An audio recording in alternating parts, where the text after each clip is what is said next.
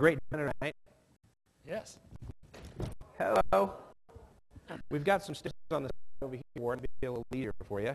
No, I'll try Are this. you doing your stuntman routine? Perfect. Big hand for Ward in his stunt routine.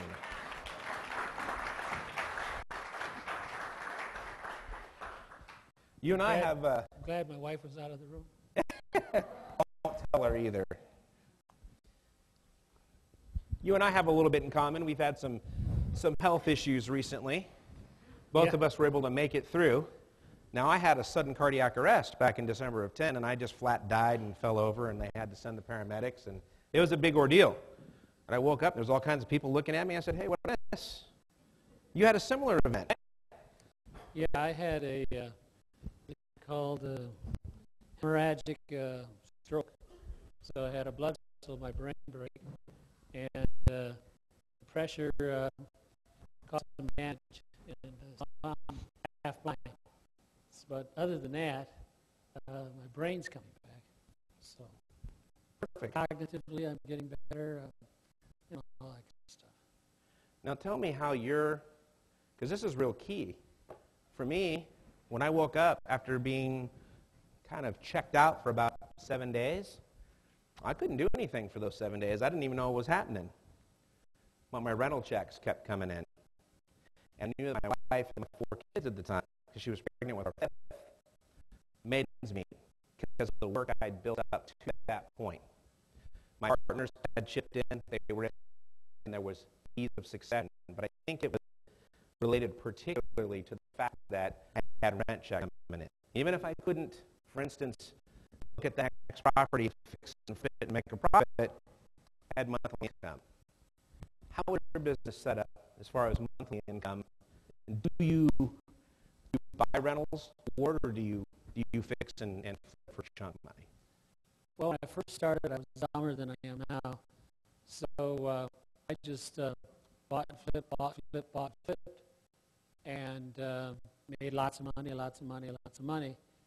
And it took me 3-4 years to figure out that if I keep doing this for the rest of my life, I'll never be able to retire, even if I'm making a lot of money. So I decided that I was going to invest it. So what you're talking about is active money or active income versus passive income. And most of us out here in the audience are just thinking active income.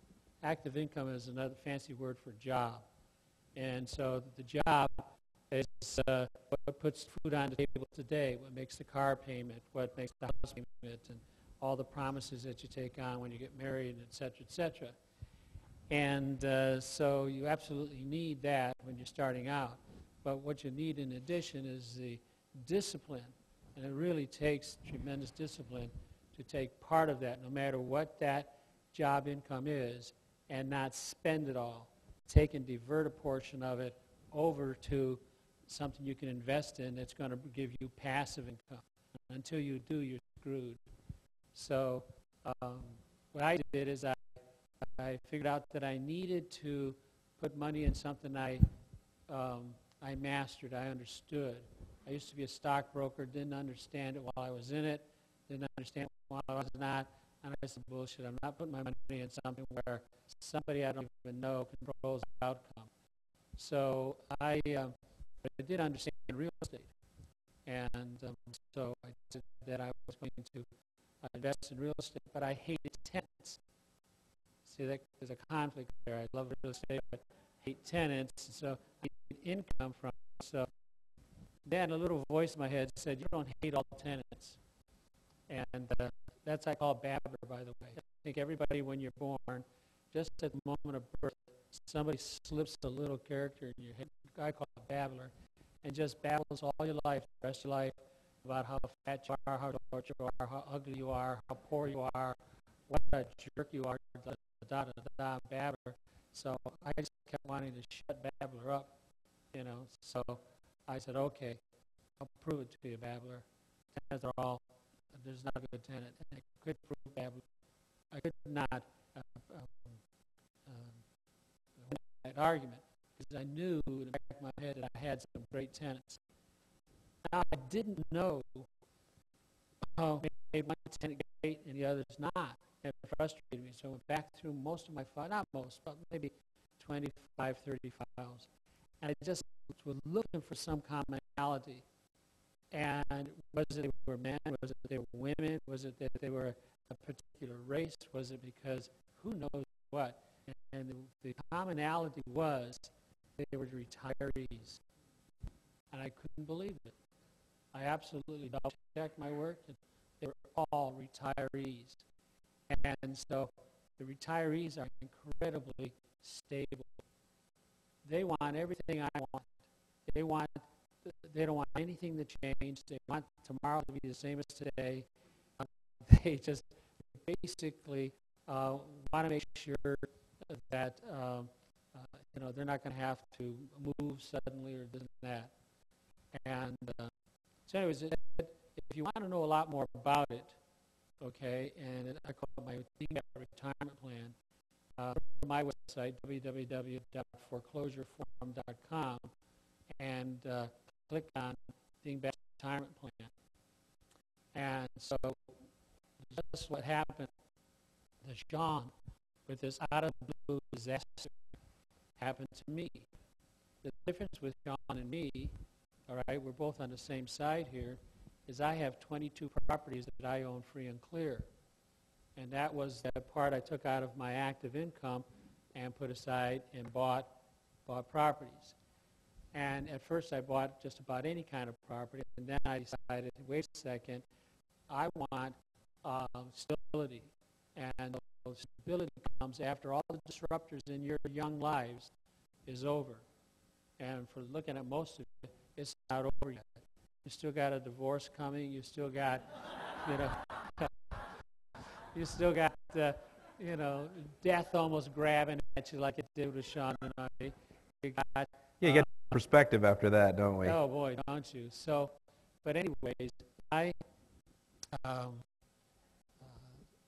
here's one of the problems. I have a small disconnect when I'm on a train of thought, and I'm going to cure that too.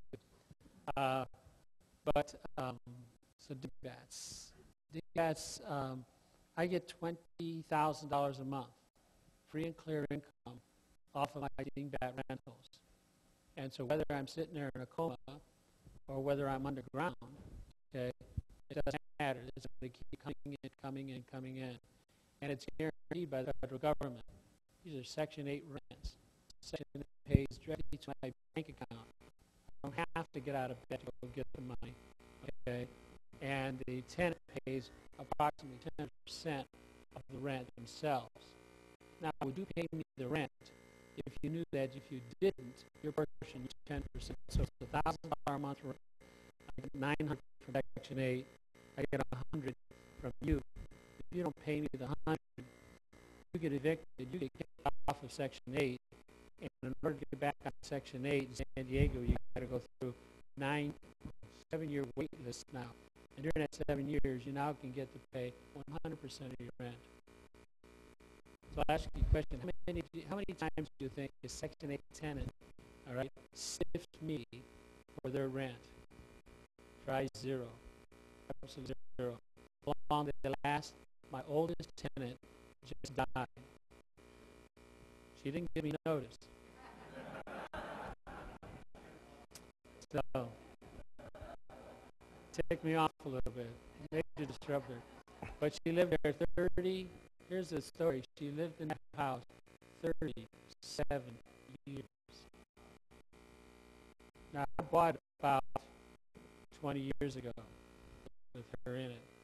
How many times do you think I painted it during 20 years? Zero. How many times do you think? I found out I have to do a couple of things. Number one, I have to put Moen water faucets in because they are waterless and they last about as long as we're tenant, about 17 to 20 years. So no plumbing calls.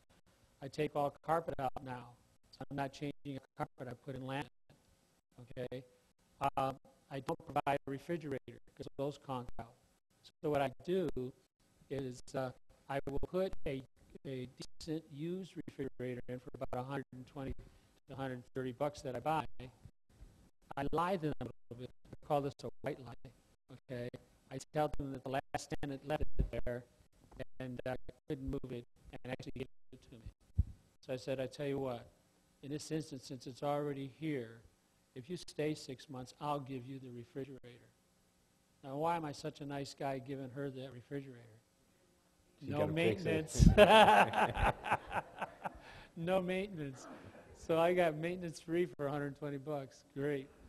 All right. And so no dishwashers, because a single person doesn't dirty that many dishes.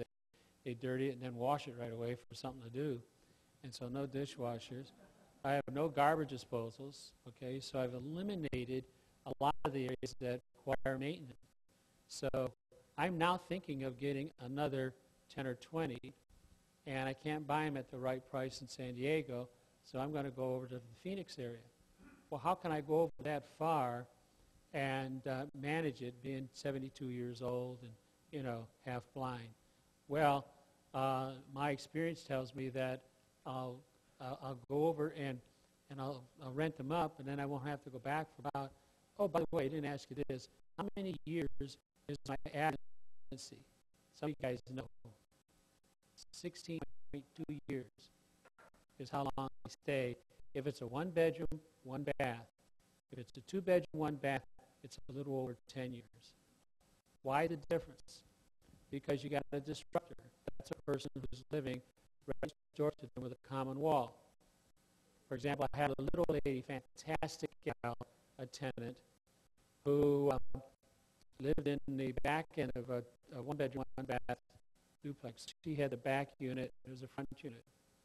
She started hallucinating because of old age, I guess, or whatever. And at 3 or 4 o'clock in the morning, she would wake up. Her hallucination is that the people in the front are now talking so loud she can't go to sleep. Within her head, okay? So she backs Fanny up to the wall, that's the common wall, and slaps the wall, screaming, "Please shut up, I'm trying to sleep," waking the tenant in the front unit up. Is that a disruptor? Okay. So finally, their relatives would take care of it. So I called Sinead and said, I think that she's in the beginning stages of a downward spiral. Could you have Adult Protective Services come and check her out? And they did, and they moved her out. Okay. So that's why I don't want 2 bedrooms. I was extremely, call it specific, inflexible. I want somebody who's in the last 20 years or 25 years of their life, so from about 65 on. And I want them to be single, because there's more one person in a house. Something can happen to that other person. It doubles the chances that somebody's going to die, somebody's going to get sick, somebody's going to get divorced, and now the chances are double that's going to happen, you see? That sort of thing. And anyways, that's my theme. I'm thinking of starting a class, by the way, and I think I'm in the formative stages. I think it'll be a great class. You're going to be dingbat investments. I'm going to teach you guys, okay, how to do the same thing I did. In fact, in such a way that I'm going to get 30 of these together, and I'm going to have a catalog on the internet.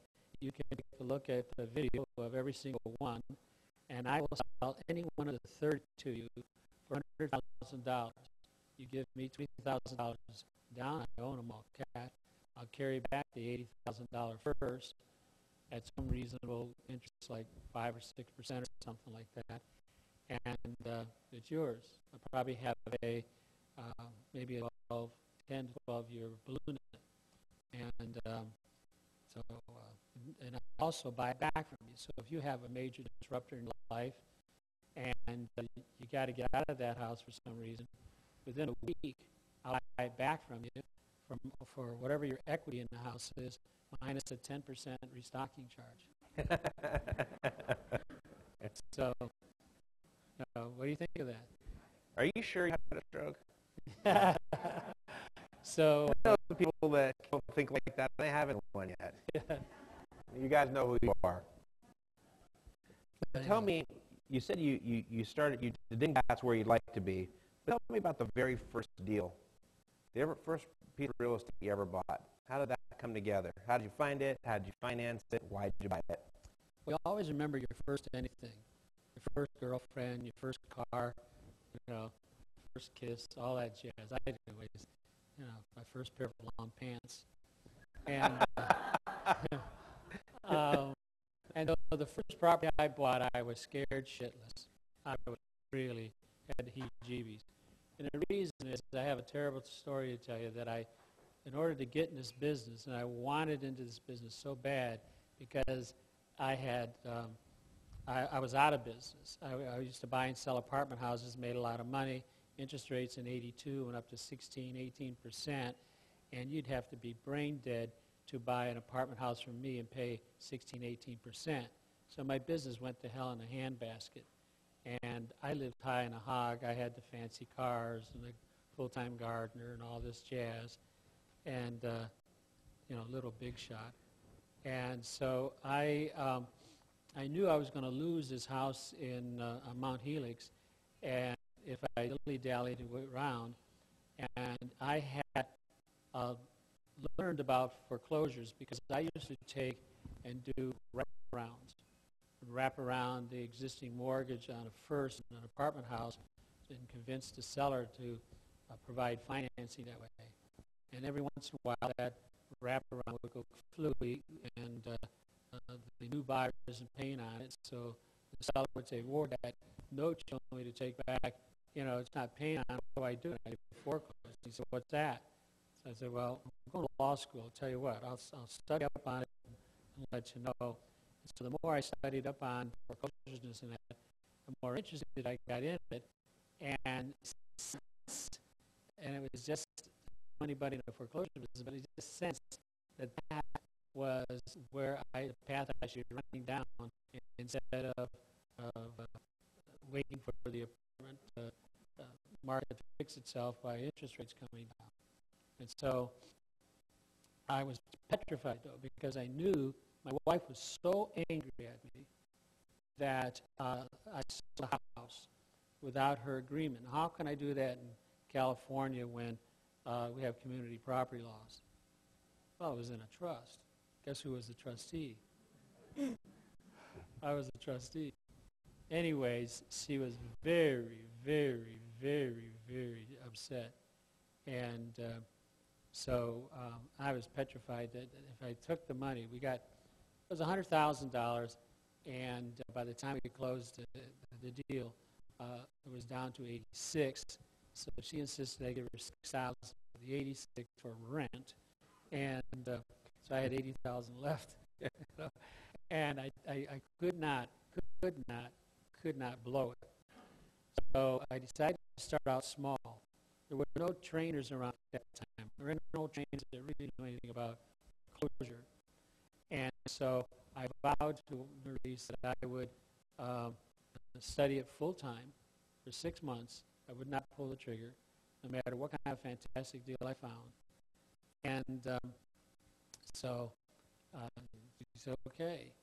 And so I read every single book in the library on the topic of foreclosure, every single one, especially California books. And then I was in law school, so I pulled out all the laws on foreclosures and poured through all those. And then I decided I'm going to buy something that if I blow it, okay, that it's not going to shoot a hole in that 80,000. So I tried to find the smallest foreclosure I could. And finally I found a half-acre lot in, what the heck was it, in Canton. And this half-acre lot, it was worth, comped out at about $22,000, and it was going to sale for $600 first. And I researched that, and I researched it, and I researched it, and I did it over again, and over again, and over again. Drove by it 90 times, and on and on. Finally went to the sale. And also, by the way, during that time period, every single day, my work day was showing up at 8, sneaking into the recorder's office, and making me look like one of those title reps. I wore the same white shirt and pants and all that. And I went over and I would research every single deal. And when the lights came on, I had half lights, and so when the full lights came on, I had 2 machines going and all the tape. Well, anyways, I had figured this thing out, and I couldn't believe it was going to sale. So I knew that, by the way, when I finished with the recorder's office, I clocked them down. I hawk-eyed every single foreclosure, every single one. And then I reverse engineered every single purchase that the pros made, every single one. It took me staying up 15 hours a day. I did it. I copied off the records in the recorder's office going back 5 years so I could research 7 to 8 hours a day. And but anyways, to make a longer story, I was convinced I wasn't going to buy this. I wasn't going to be able to buy this deal. Where can you buy a half-acre lot, nice and level, for $6,000 when in the immediate neighborhood they're selling for around 22 to 23? That's when Babbler was talking to you. Yeah. So I went ahead and I went to the sale, and nobody was there except the auctioneer and me. And I thought, oh, shit, what did I forget? And so I could have backed out. And so my mind was just racing. I went through all this reviewing everything. And the gal that was selling the property, she knew me personally because I used to do escrows at her escrow office. And so her voice is just a drone in the background while I'm mentally going over this. And she's tall. B was kind of tall, so she turns down and looks at me. And she says, $6,000 going once, twice. I go, there's more. And I was so upset with myself. I go, God. And so Eric, my son, was with me, and he's jumping up and down with joy. I told him I'd take him to school, and I'm going to show him how life really is, says good. We go inside the escrow company, and so she cuts me a trustee's deed right then and there. She gives me back a check, which I whined about because I gave her a cashier's check. By the way, how much money did I tell you I had? 80. 80,000. Guess the cashier's check I took. 80,000. Jesus, I just didn't want to, bring. Well, anyways, I was nuts. So I give her 80,000. Eyes opens up like this, and so she gets the, $73,000 check back, and I'm saying, wait a second, B. I gave you a cashier's check. I want a cashier's check. See what, Ward? This is an escrow company, not a bank. So I went out to the back, and I leaned over my caddy at the time. I told you I was a show-off. And so I said, Eric, and I bent over and I said, I'm serious. I'm absolutely couldn't be more serious. I want you to haul off and kick your old man in the ass as hard as you can. And he said, why, Dad, man, we got this deal. It's a good deal. What are you talking about?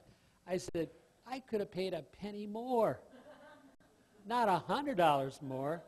Do you know how many tacos we could buy at Jack in the Box for $99? And so that was my first deal. And I sold that sucker probably about a week later. A contractor was driving up a hill, and he saw me pounding a for sale sign in the yard. He says, hey, we done with it. Sign, come on. I want to talk to you about it. And so I drove up there, and we cut a deal. Sold it for $19,000. So it took 6 and to 19. But the numbers are not, it's just the percentage gain I made. Holy smokes. Man. And Babbitt shut up for quite a while. So anyway, that was my deal. Now, you continued doing foreclosure at the auction.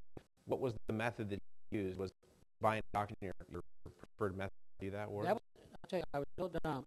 I thought, what didn't know that you could buy before the sale or after the sale. To me, foreclosures would go in the auction and bidding at the sale. And so that's what I did. For some people that have not been to the sale, what are some unique things about the sale? Do they take financing at the sale? What is it that you've got to do? No, they don't take financing. It's 100% cash on a barrelhead. In some states, like Arizona, 10,000 on a $1 million bid that you made, as long as you come back to the next day before 5 o'clock to pay the rest. And if you don't do that, then you lose the 10,000 you gave up front. California knows cash on a barrelhead at the time you utter your bid, and they check. They make you qualify prior to the sale, and they note down how much you actually brought, so they know what you can bid to. And if you try to bid over, they'll stop you. That sort of thing. So, it's when I got into business, I remember making a post once when I was being interviewed for a newspaper article that there were more brain surgeons in San Diego than pros in foreclosure. There were only 4 of us in the entire county, 4 of us buying. And a lot more of the guys had a lot more money than I, but collectively together, all right, we couldn't have bought all the deals, or not even that, all the great deals, because we were just tapped out. And so there were a tremendous number of very good deals that went for nothing. And for years, I bought foreclosures for most of the time for just a penny over the opening bid, not because it was a deal that stunk. It's just that at the time I had my money back and went down there, then you were tapped out. So Right. you didn't show up, because there's only about 4 of us. Okay. So What was the selling market like at that time? Were there buyers ready to go? What were the interest rates at the time when you were trying to resell these? interest rates were, they had come back down to they were reasonable and, under 10. And all we Is did under was, 10 reasonable right now? yeah. A little bit higher, right? But what I tried to do, I learned on my very first house I bought. That was a lot, I told you, okay? And then just by coincidence, the very next one I bought was a lot. And the third one was a house. And on the house, here's what I had in my mind. And that is, I thought if I buy it cheap under the market, then I can afford to sell it cheap and sell it faster, sell it cheaper than anything else in the neighborhood, get my money and go back and do it again and do it again. That's nonsense, okay? But I didn't know that. And so I advertised it as a fixer-upper, and I had the most irritating time. People come by thinking I just fell off a turnip truck or something, and were trying to tell me it's going to cost, more than I paid for the property to fix the living room, crap like that. And so I started getting irate, and so I took my sign down in the Senate, and a little lady, the sweetest little lady in the world, one day came and she was knocking on the door, and her name was Polly. And Polly said, "Hi, I'm Polly. I live down the block. Did you sell this house?" She said, "I had the flu and I wanted to come up and look at it, but your sign's down." And I said, "Well, no, Polly, I'm just sitting here pouting." And so she said, "Can I see inside?" She says, "I've passed this house for 20 years on the outside, and I've always wondered what it looked like inside. I love the location of this house, and I think it's probably just as nice inside." And Polly saved my life. I showed her around. I pointed out every little ugly there was in the house. Here's a crack, there's a spider, there's this, and that. "That's all right.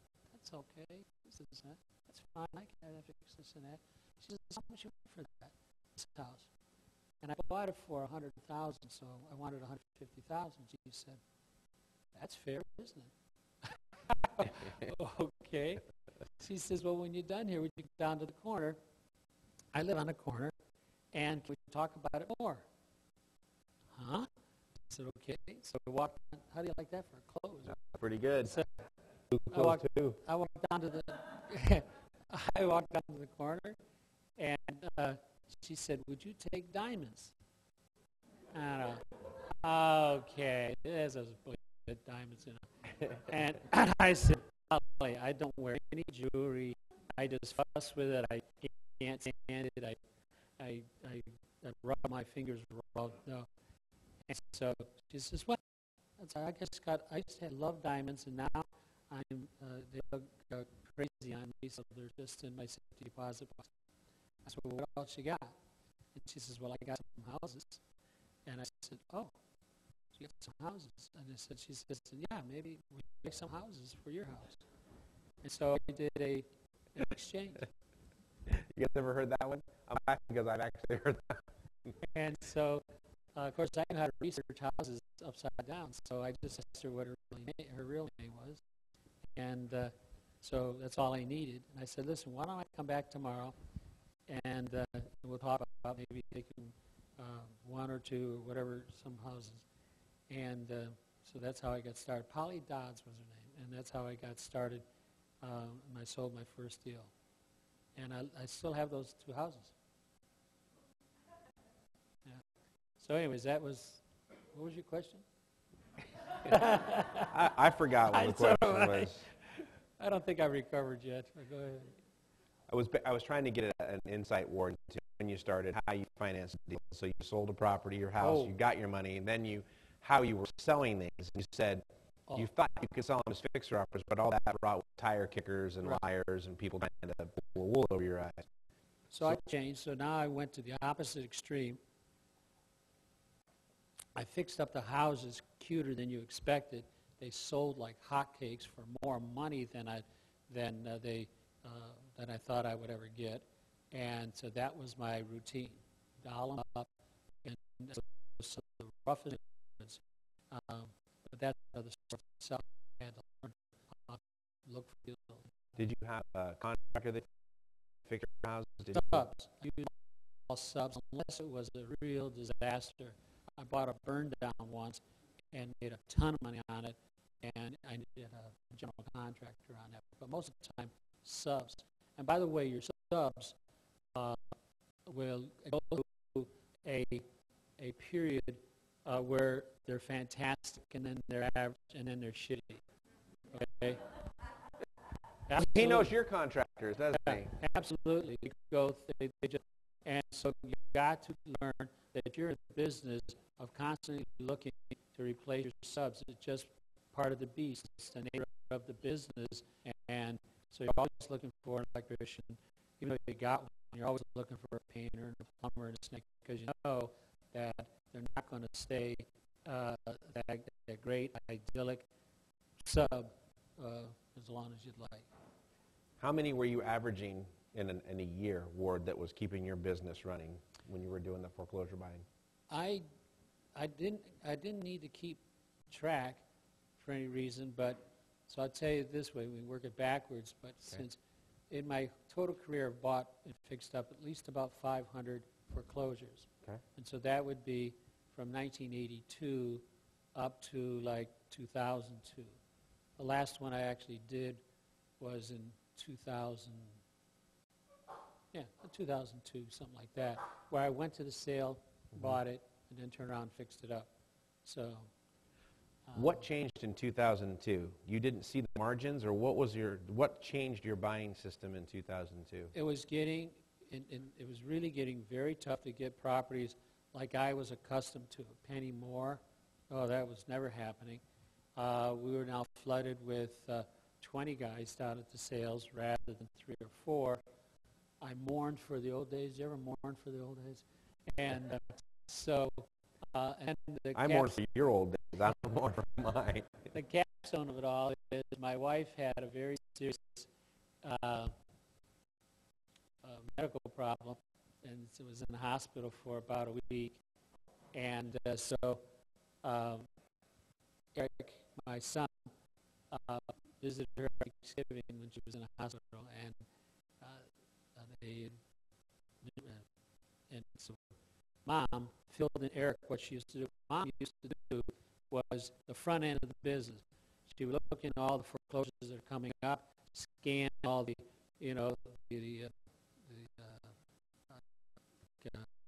radar type stuff, and start in and research.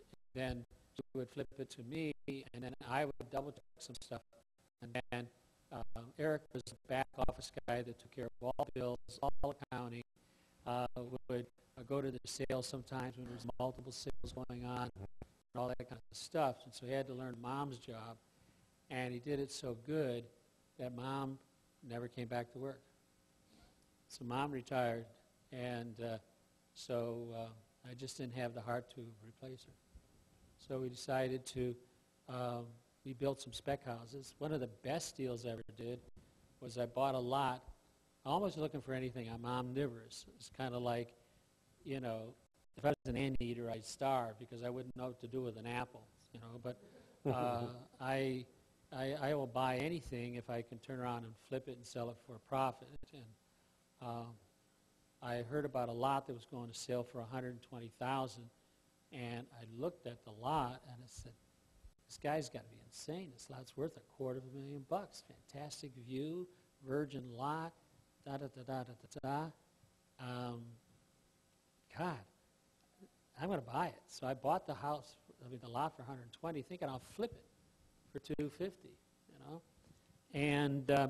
And so when you sell lots, and I used to be a land salesman, and so what you have to do, most people can't imagine mentally what they could do with a lot, and you have to kind of like provide them a picture.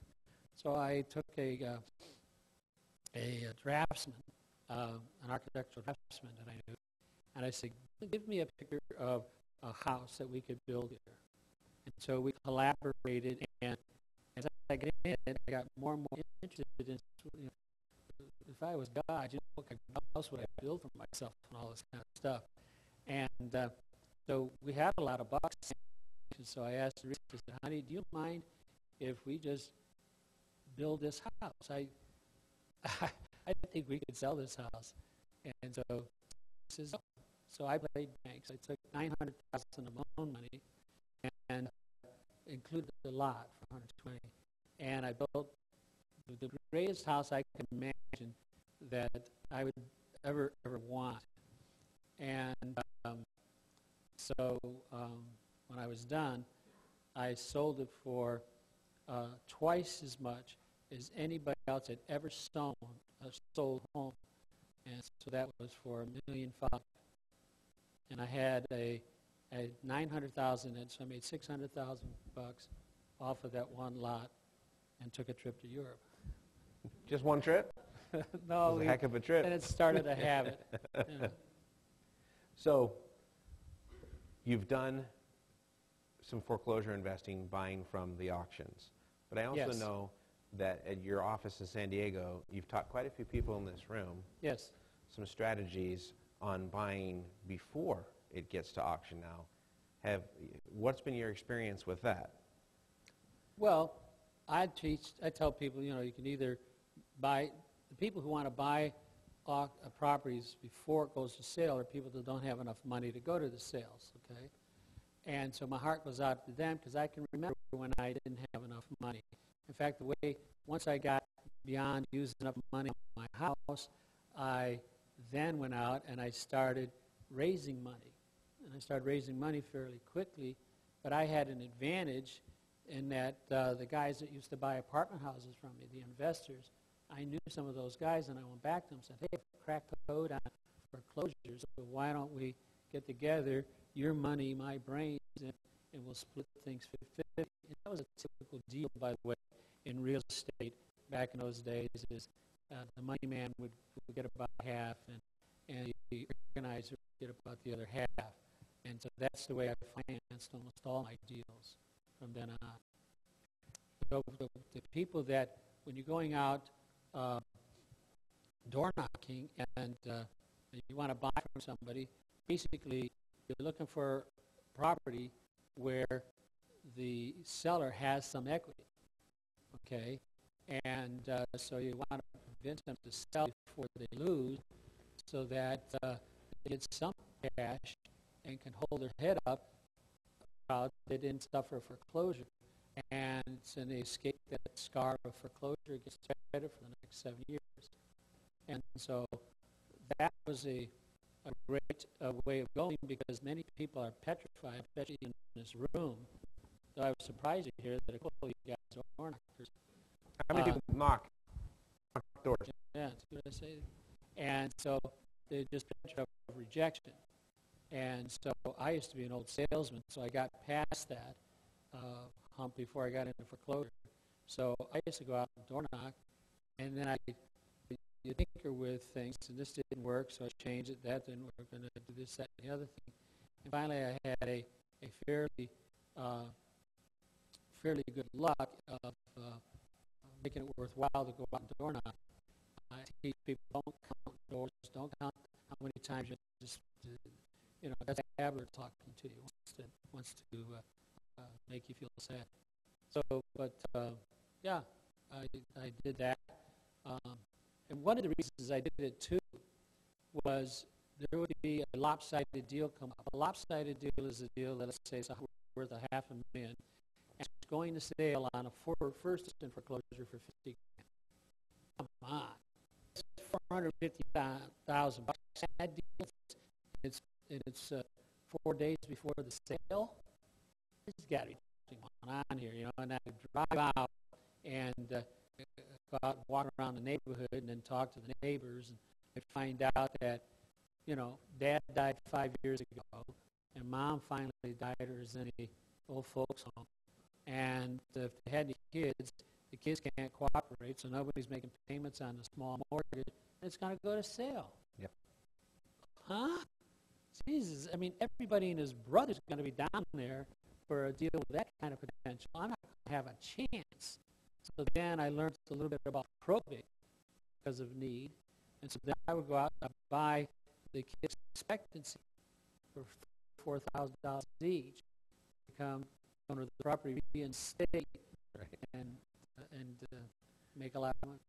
You're going to have to do a probate class with Rick. Where's Rick? Right. There's Rick. So you cracked the code again by figuring out how to go to own that you thought might have some equity or might, find a lopsided deal. And so you took your experience, I believe it was IBM, and you started knocking on doors. Now, it takes a lot of thick skin to knock on doors. I think the few hands that you saw raised, they probably know that. How did you get over that? Well, I had a no-yes product, I call it. There are some no-no products. That's where the customer saying no and should be saying no. And I had a no-yes product. I felt that they're saying no, but they should be saying yes, And so if you've got something like that you can believe in it, the problem's not them. The problem's me, because I'm tongue-tied or I just don't have the right pattern or something to have them see it as clearly as I do.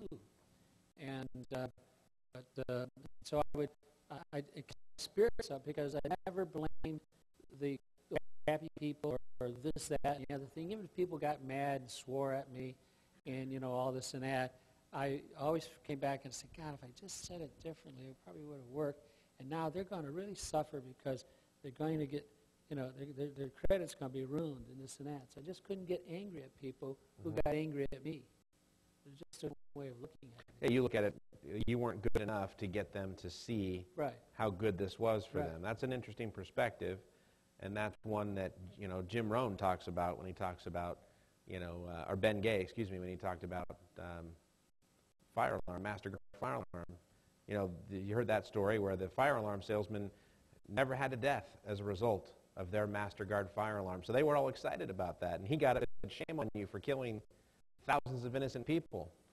This is what are you talking about? He says, well, you're good enough to sell everybody your fire alarms. No one would ever die. So it's in perspective. If you've got a good thing, they really should listen to you. Your perspective, I like that very much. You pay attention to that. It's not their fault. It's your fault for not explaining it clearly enough. And the only way to fix that is to try again. Try again. Fix your presentation. Fix your approach. I think one of the best things you could possibly do is sell yourself on your deal, so that you could come up with all the objections you could possibly think of, and then think of a reasonable answer around that. So I always take on myself and to where I eliminate the logical objections and have a sensible answer response to that. Now, California has some very specific legislation regarding buying from people who are in foreclosure. Right, I think 1695. And I've been to your website, and I showed it a bit when we were up here. I'm just going to ask you a real direct question. Should beginners buy foreclosures from homeowners? Is that a wise decision? Oftentimes, that's the only way they're going to get the foot in the door. So when I train people, I train one-on-one, and I always have free mentoring. So I say, listen, get this far, get stuck, you give me a call, and come on in, we'll work on that. If I have to, I'll even go out with you, okay, stuff like that. What's the penalty if they do it wrong? If they do it wrong is they just lose the deal. Okay. In other words, if they do it wrong, they have to do it wrong, and in a sense that the law requires that they don't take unreasonable or unconscionable advantage of the homeowner. That's what the state of California is very, very, very, very, very strict about. And so when I'm training them, I say, if you're on let's say that I am being sued or taking unconscionable advantage of somebody, and you're in the jury. And finally, through presentation of all the evidence, it's clear that, let's say, out of the proceeds of this house, that I got 70% of it, and the homeowner got 30. All right? Would you be likely to agree with the homeowner plaintiff and feel that I took unconscionable advantage because I got 70% of the deal? Yeah. And they'd say yes. And so I said, okay, let's change it again. And said, now same thing, but now the evidence shows that I didn't make any more than the owner. I got half, they got half. And so now what do you think? They say, well, no, I don't think that's unconscionable. Then I started doing those polls in audiences like this, because I give talks, in public, and I say, hey, before I get started, maybe at Bill Hans Club, before I get started, I'd like to ask you a question. And I'd get 200 people, and the same answer would always come up. That there would be hardly anybody would think that it's unconscionable if you got 50-50. But if you got more than 50-50, it all would vote to that Hanigan's a rat fink. So if you were starting out today, and you had nothing else, everything had gone by the wayside, and you were tasked with starting over again tomorrow, investing in real estate, taking everything you've learned and everything you've done, what's the one area that you would focus on? What would you buy? How would you finance it? And why? Okay, I still would use OPM, other people's money for sure. I wouldn't change that. One of the things I would have done a long time ago, and I think I'd be 10 times richer, but I still got enough that it doesn't matter. I think I should have learned a long time ago to delegate. I should have learned, and I never did. I was such a control freak that, and a perfectionist that I wouldn't let myself do that. And if I had to do over again, I'm sure in college I would take a couple of management courses, and I would learn how to manage, probably like you do, where I would have people do my property management instead of me. I would never pick up a hammer. I would have other people doing that, and I become a master at delegating. And it's a little bit too late in my life, but I'm trying to delegate. I have a wonderful gal that worked for me for a while, and I taught her how to put together trusts, and on purpose and from scratch. And she screwed them up, and she screwed them up, but every time she screwed them up less and less. And so pretty soon, I just love this. People call up for a trust, and I go, yeah, sure, we can get that out to 2 o'clock, And poor Eli be there running the computer and churn this whole thing out, and it was perfect. And so I would do a lot more delegating, a hell of a lot more delegating. and also brainstorming. You know, I would brainstorm like you're doing now tonight. Is always constantly trying to figure out niches and work niches. So. With the, words that we keep hearing, shadow inventory, and the banks holding things back, and it seems the consensus that I have from people here that the market is very tight for what they're trying to do. By a show of hands, how many of you are fixing and flipping for your income right now? Raise your hand. Hold them up high. Keep your hand up if you're having a harder time finding inventory right now. That's even higher. Yeah. Okay, well, thank you. So what I do is an open house. I mean, not an open house, an open line with all my trainees. So I get literally probably in a month, maybe 100 to 200 phone calls from my trainees who took my training 8 years ago, 10 years ago, whatever, okay, and calling me up. So it kind of helps me keep my thumb on the pulse of what's going on.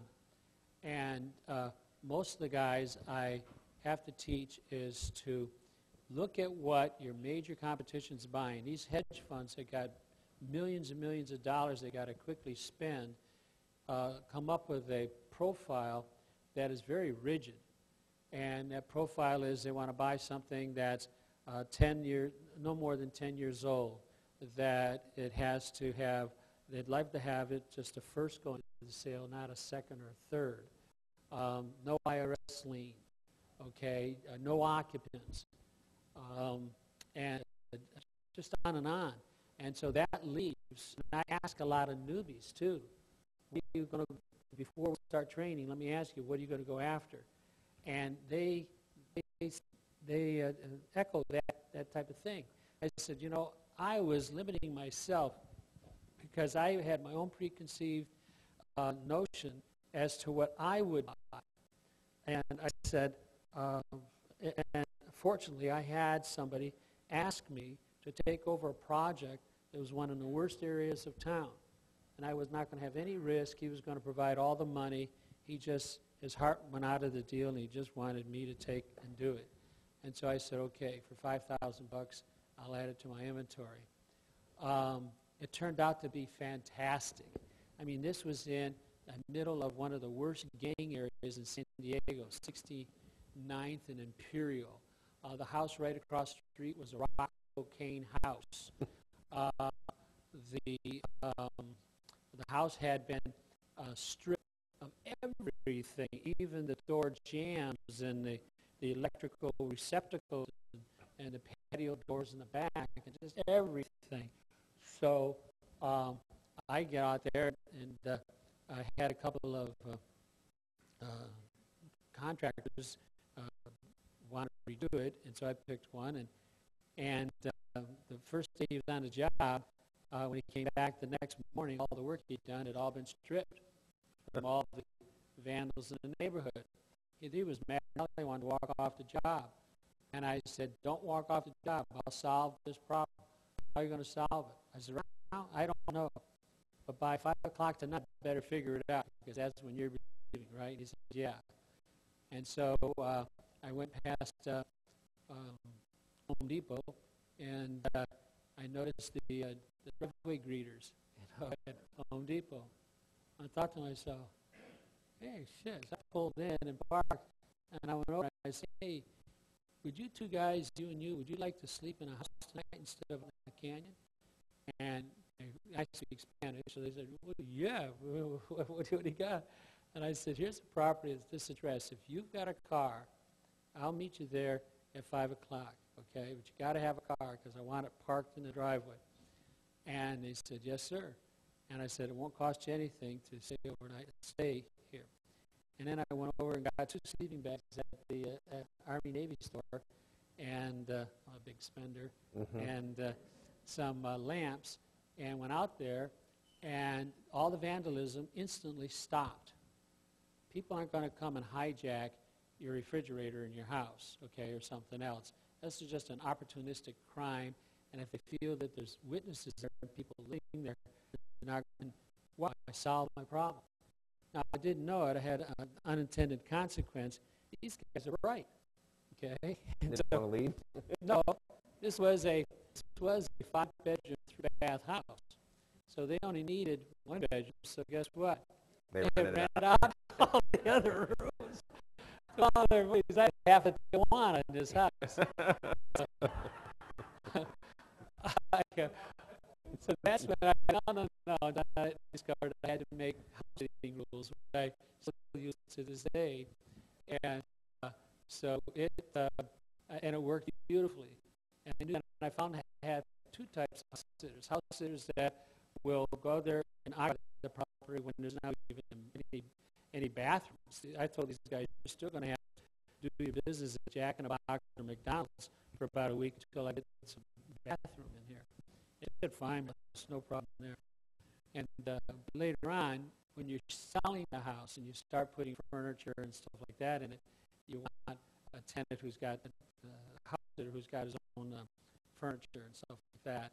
And and I found those were older people who were single, their kids had grown and gone, or real young couples that haven't had children yet. So they're at the two extremes of the age thing here, and they make great house sitters because I guarantee them for 1 year that they will only pay half the rent, half rent. And if I don't have a house to put them in, then I'll go out and rent an apartment, a nice apartment. I'll furnish it with one of these furniture rental places, and I'll park them there until I do have a house that I can have them be a house sitter in. That would work very, very well. So now I can work all areas, all neighborhoods. One of the worst I did was, as I say, I bought a property for $55,000 in a terrible neighborhood in San Diego that was occupied by a Samoan Crips gang. And they were tenants. They were paid to rent. And so the house, the crummiest house in that neighborhood, sold for about $120,000. I bought it for $55,000. So that's got to be a deal, you know. And so I kicked the gang out, and I put the $35,000 in fix-up. So I had $90,000 and sold it for $155,000. So give me these all day long. So that I learned that I can safely work, you know, all kinds of areas, and there's all kinds of buyers in every single area. And so I don't limit myself anymore to just the food areas in La Jolla or something like that. You don't just buy houses anymore. No, you wouldn't buy them. No way. I'm going to open up the questions now. Now, we do record this, so it would be really great if you'd write the question down for me. But if you just can't wait, you'd like to stand up and ask the question, speak loudly, speak clearly, and I will repeat the question so it can be heard, question and answer. Is that a fair deal? So raise your hand if you've got a question that you'd like to ask, and Angel will take the slip from you. No. Oh, one question from Darius over here in the front. Stand up, Darius. When you look at the property, what's the profit margin that you want to go in? Do you have money for a year? Let me repeat that so we get it on the tape. Is it a percentage? Is it a minimum amount? Darius is asking, when you comp out your deals and you're looking for profit, do you have a hard and fast formula that you look at based on what you think the house will be worth and what you'll pay for it? Yeah, we always, when we looked at property, we never looked at it as a percentage or a flat deal. We did have a flat deal. We didn't want to make any less than $20,000 because I'm giving half my profit to the investors. And I thought I would be a piker if I gave my investors less than $10,000, and I would be a piker for money, $10,000. It had to be a minimum of $10,000. But what I was striving to make was 20% on the hard cash invested. Okay, and so that you have to do some meticulous figuring out because of the variables involved. What that 20%, you got to back up what that 20% return would be, as far as what you're willing to pay for it. And so as where is Ellis back there? Ellis and Gerald and They're standing back there. where's Gerald? Right there at the front. We have the formula That's a fantastic formula. It's called what, Gerald? No, the best bid. Best bid, remember? So best bid is it's a mnemonic. It stands for, you start out with the fair market value of the property. We always use two sources, the LS and the National Collateral Database, and we took an average of it and said, okay, this is what it's telling us the property in this neighborhood at this time is roughly selling for. And we got to figure we're not going to get any more than that. And so then we take all of the known and estimated expenses that would come on down, and we'd slap in at a certain point our profit. Remember I had a profit array, and so the profit array varied according to let's see, it was the how much time our holding time. Holding time, see, time is money. Holding time requires the longer you hold it, the more profit you need. All right? And so if I'm in a rough neighborhood, I knew my holding time was probably going to be a little bit longer than let's say, cream puff neighborhood or something like that. And the extent of fixing it up, the time on market, just houses in that MLS quadrant, how much time are they on the market before they sell, stuff like that. You use a realtor to make your offers, or are you licensed? Realtors? How about to sell them? Oh, to sell them? No. I love selling. So I try to sell the houses first. If it's a hot seller market like right now, I wouldn't put it in MLS or what do you call it, Craigslist or anything until I gave myself 30 days to sell it. If I could sell it in 30 days, I save a commission. Okay, and but if it's a real cold market, it's a terrible market. It's it's a buyer's market, and then I stick it in on the market instantly, absolutely instantly. And so I ended up selling about 40% of my houses. Okay. More questions for Ward?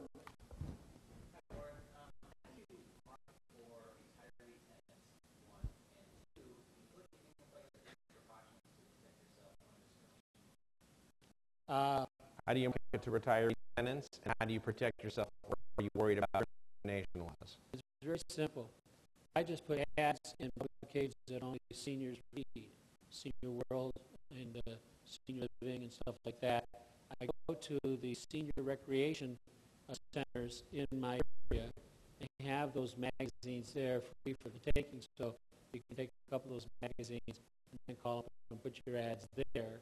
Also, since I'm focused on Section 8, Section 8 has a posting bulletin board in each one of their offices where you could post on the bulletin board, and you could do it by phone, and write it down and stick it on the board, your ad, right? So those sources.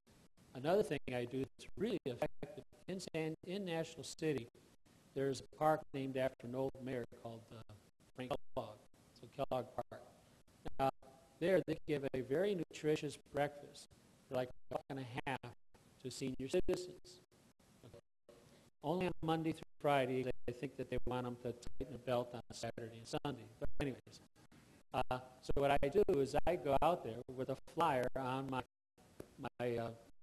upcoming vacant thing bed, and and on it I show the the map where it's at, the pictures of some of the room, the yard, and then also very important, I offer to pick them up.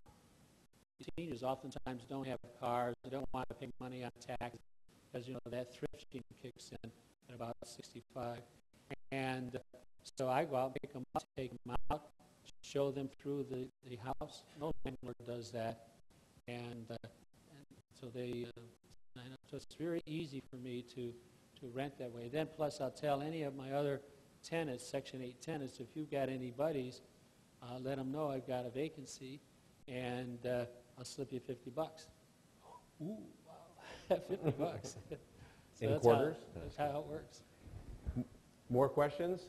Andy? Oh, are you concerned about discrimination? I don't advertise. See, I don't advertise in the paper and say, hey, I only want the old folks or, stuff like that, or singles. Andy.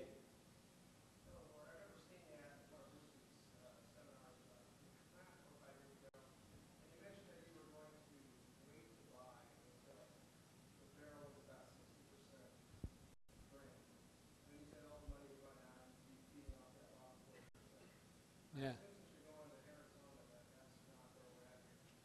Yeah, Arizona, I can buy over there. I mean, the yields, you can't. Sometime I think I'm going to start a class on dingbats because I'm so fascinated with this thing. So The question is, you're not focusing here. I'm not focusing here because a dingbat here now in San Diego is going to cost me probably $70,000 minimum. And then I've got to do another 10 to 15,000 fixed up to 85 grand. Where in Phoenix, I can buy these all day long for around 40,000. Okay. Now Phoenix only gives me Section 8 only gives us $622 a month. In San Diego, they give us $950.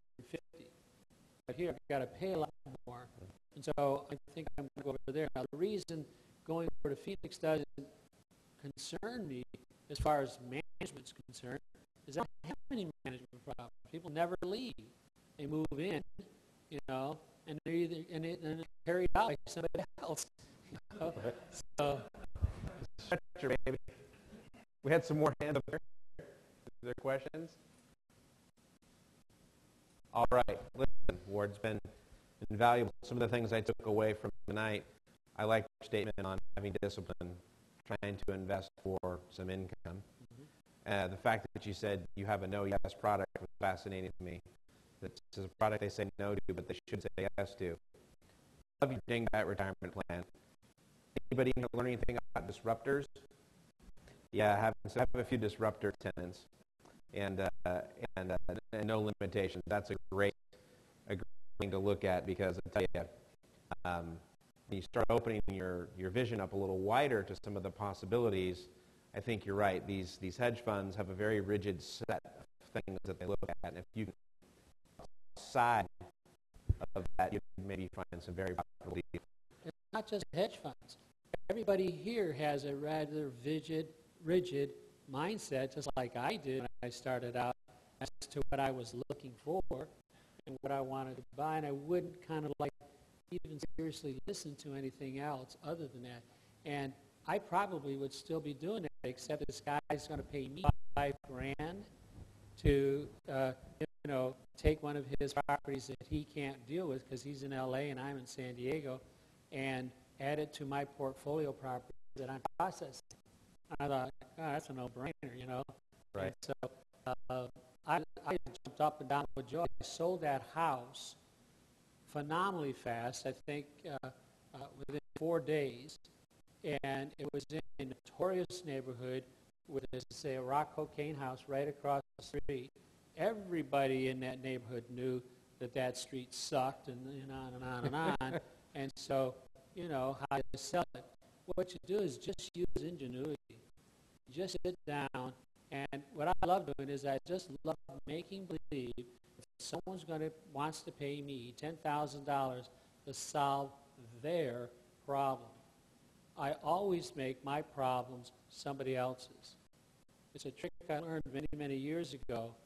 I love solving puzzles, but other people's puzzles, right? Not mine. So I take my problems and I can actually turn them around in my head and make it somebody else's problem. And now I'm going to act like a smart pants and take that $10,000 because I'm going to solve this thing, like that. And so that's what I did there. And it was so simple. I knew a guy that I met years before who had a company called Military Publishers, and he publishes free newspapers for all the military bases in San Diego, the naval training place, the Marines, and all this. And so I thought about him. He just came to mind, Mike something or other. But anyways, I called him up, and I said, Mike, you were a coach of my son's Little League 8 years ago or so. He said, I remember you were. And I said, I got a house that I want to rent. I thought I would put an ad in the one of your military publishers. He says, for you, I'll take your ad, but I'll put you in every one of my editions rather than just one, okay? Now, what I was after is someone transferring into San Diego that didn't know anything about that neighborhood. And that's exactly who I sold it to. I sold it to a guy who was transferring in from Baltimore, Maryland. He flew out here, mom and the kids in the cars back home. He's on a Navy base. I went and picked him up. Of course, when I picked him up at my time. I picked him up, and I showed him my route, how to go and take a look at the property. I took him at 10 o'clock in the morning when the gangs are still asleep, and he fell in love with the house, couldn't believe it, and called his wife, and she flew out, and she loved it, and they bought it right then and there. Then I ran like hell. Appreciate you, Ward. Appreciate your time. Let's give Ward a round of applause. You can find more information at foreclosureforum.com. Ward's website. Ward does teach one-on-one training. For those of you that have taken his training, I think you'd agree it's well worth it. Teaches on a broad range of subjects. Forward to having you back if you'll come back. Sure. Okay. Sure. Next month, I'll be here teaching the whole segment on creative financing. Yeah, you have a question, Woody? Yes?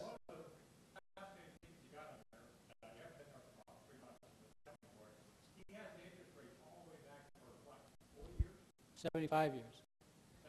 These are home loan interest rates, right? And I knew when I started I would need it because if I'm taking subject to an existing loan, I need to know what the interest rate is. And if that was done 10 years ago, I need to go back. Where it might be. Yeah. Well, if you can't find out what some of the changes are because of changes in or something like that, you go, let me find out. You figure that all out. Great Right. information, Woody. So 75 years worth of interest rates, home Goes back loan to interest rates. 1935.